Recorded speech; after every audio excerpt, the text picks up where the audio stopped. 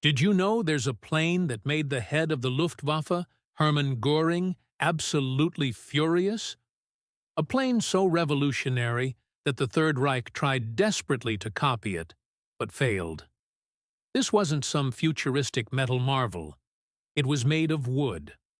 Today, we're talking about the incredible de Havilland Mosquito, the wooden wonder that flew circles around Germany's best. In the late 1930s, as Europe braced for war, Britain was focused on building heavy metal bombers armed with turrets, like the Stirling and Halifax. The prevailing wisdom was that bombers needed heavy defensive armament to survive.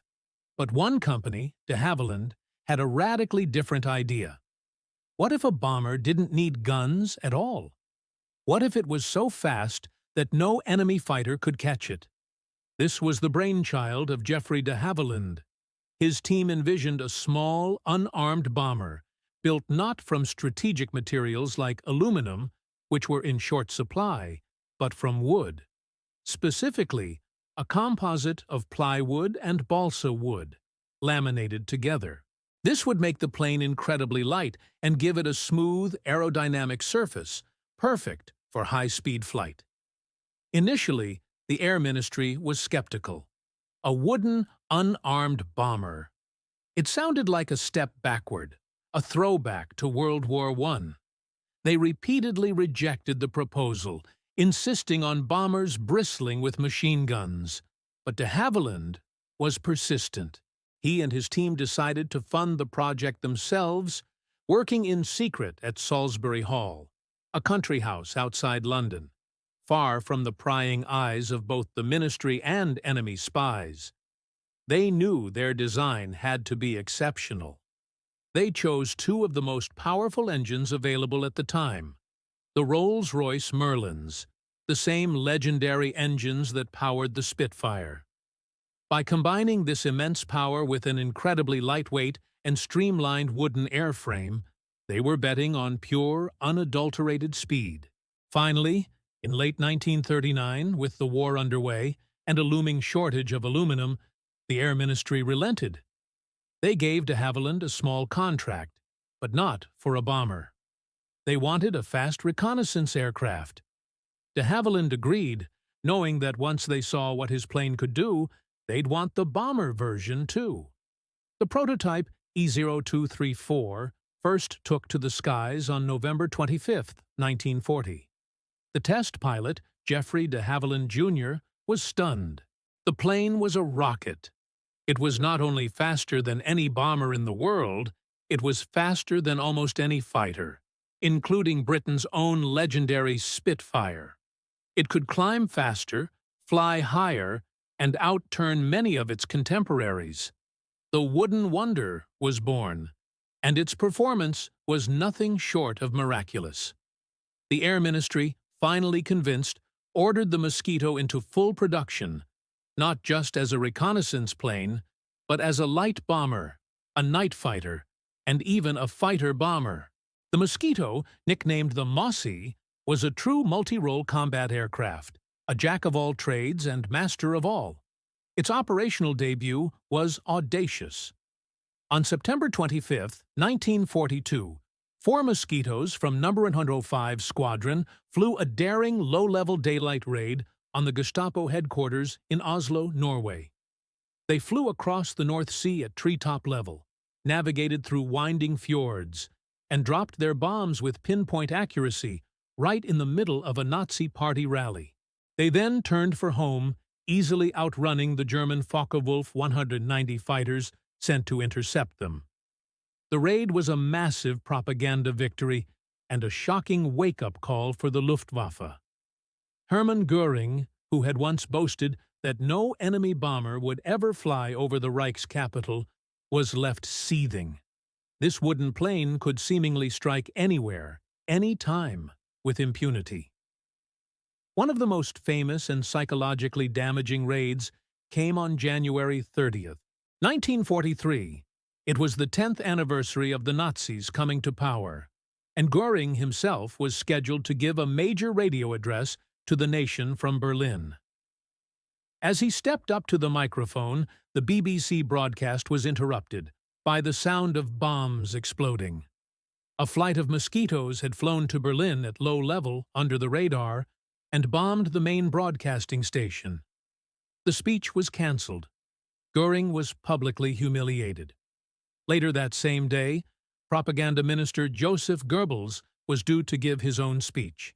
Incredibly, another wave of mosquitoes arrived right on schedule and bombed the new location. The message was clear. Not even the heart of the Third Reich was safe from the Wouldn't Wonder. Göring was both enraged and deeply envious. He couldn't believe the British had built such a high-performance aircraft out of wood, a material Germany had in abundance, while his own air force was struggling with metal shortages.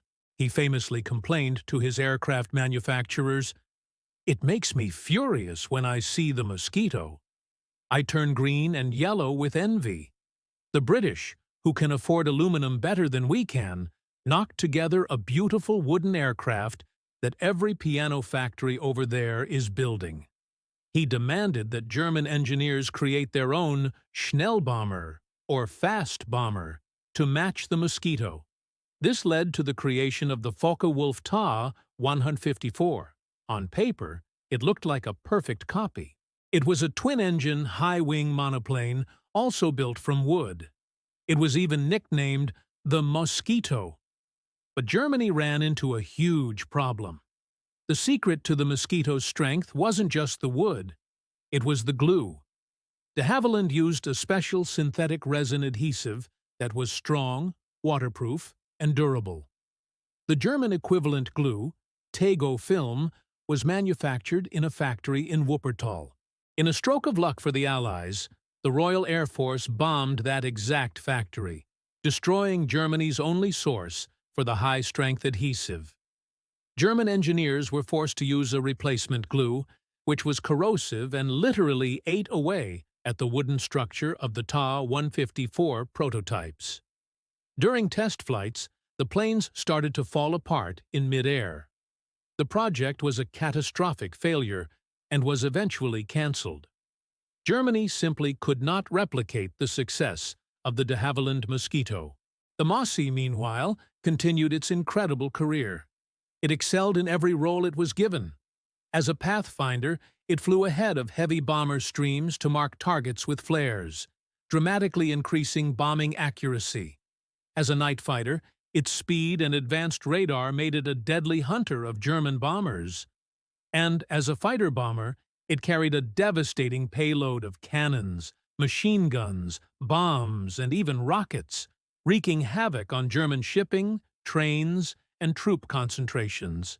One of its most specialized and daring roles was in precision raids against Gestapo prisons. In missions like Operation Jericho, mosquitoes flew at dangerously low levels to breach the walls of Amiens prison, allowing hundreds of French resistance fighters to escape just before they were to be executed. These were surgical strikes of incredible bravery and skill, possible only because of the mosquito's unique capabilities. From the frozen fjords of Norway to the heart of Berlin, and from the night skies over Europe to the jungles of the Far East, the de Havilland Mosquito proved itself to be one of the most versatile and effective aircraft of the Second World War. It was a masterpiece of innovative design, a testament to out-of-the-box thinking, and a constant thorn in the side of the Axis powers.